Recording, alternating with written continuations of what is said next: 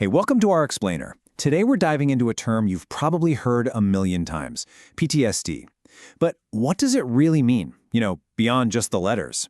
We're going to deconstruct post-traumatic stress disorder together, moving past the stereotypes to really get a handle on what it is, how it works, and maybe most importantly, how people can heal from it. So here's how we're going to break it all down. First, we'll nail down a really solid definition. Then we'll dig into the roots of trauma. After that, we'll get into the four main groups of symptoms. Then we'll shift and look at the actual paths to healing. And we'll wrap up by talking about what recovery and resilience really look like. All right, let's jump right in with that first big question. What is post-traumatic stress? To get anywhere, we've got to start with a clear, solid foundation. Okay, so here's the clinical definition. And the key thing to get is that a PTSD diagnosis isn't just about going through something tough. There are actually three big conditions that have to be met. First, you have to have been exposed to a traumatic event. Second, the symptoms have to stick around for more than a month. And third, those symptoms have to be serious enough that they're causing real problems in your day-to-day life. And when we say traumatic event, well, that's a much bigger umbrella than a lot of people think. Yeah, combat is often the first thing that comes to mind, but trauma can come from so many other places. Natural disasters, a really bad accident, assault, or even some really intense medical situations. And it's not just about what happens to you. Witnessing these things happen to someone else can be the trigger too. It's a huge spectrum of really difficult human experiences. So, this brings up a really big question, right? If two people go through the exact same event, why does one person develop PTSD and the other one doesn't? Well, the answer isn't simple. It's actually a super complex mix of our biology, our psychology, and our social situations. Now, while PTSD can happen to anyone, it's true that some groups are at a higher risk just because of what they go through. We're talking about combat veterans and first responders who might be exposed to trauma over and over again. But what's really important to see here are those last 2 points. If you have a history of trauma or you don't have a good support system, you're much more vulnerable.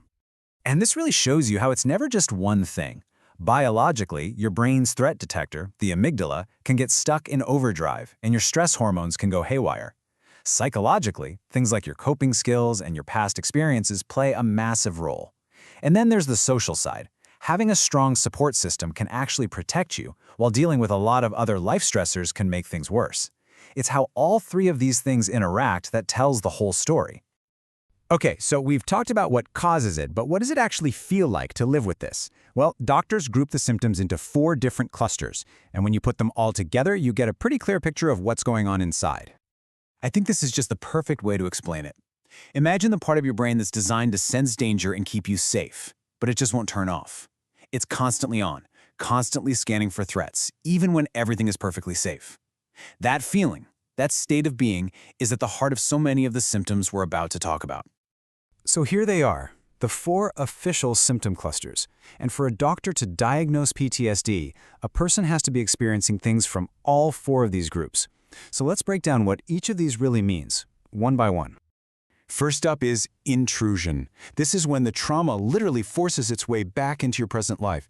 And we're not just talking about a bad memory, it's about re-experiencing it. That can mean vivid flashbacks where it feels like it's happening all over again, horrible nightmares, or just intense emotional or physical reactions when something reminds you of the event. So, because of that constant intrusion, the second cluster makes a lot of sense. It's avoidance. This is when you actively try to stay away from anything that might trigger those memories. That could be people, places, conversations, or even just your own thoughts. It starts as a way to protect yourself, but it can end up making your world feel smaller and smaller. The third cluster is all about a major shift in how you think and feel.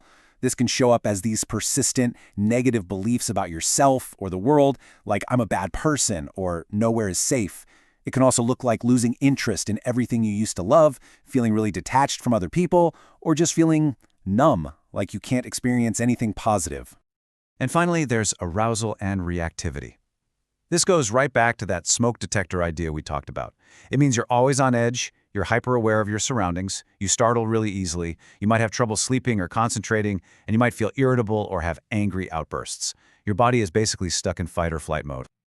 Okay, so we've just laid out a pretty challenging picture, but it is so important to shift gears here and talk about hope, because there is a clear path to healing.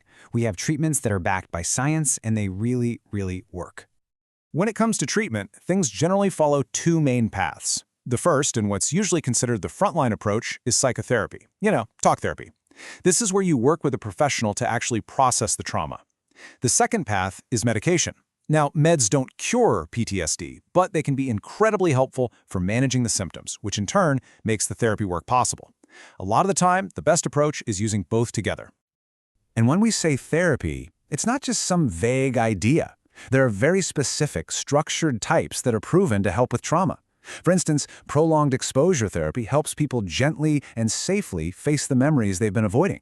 Then there's something called EMDR, which is short for eye movement desensitization and reprocessing. It uses things like eye movements to help the brain refile the traumatic memory, so it doesn't feel like it's happening right now. Now, over on the medication side of things, the most common choices are antidepressants, specifically a type called SSRIs. They basically help balance out brain chemicals that are tied to your mood and anxiety. But what's really cool is prazosin. It's a medication that can specifically go after and reduce those trauma-related nightmares. For someone who hasn't had a good night's sleep in years, that can be an absolute game changer. So with treatment and support, what does the future actually look like? Let's talk about what recovery is and about the incredible ability we all have to be resilient. Let's be really clear about one thing. The goal is recovery. Period.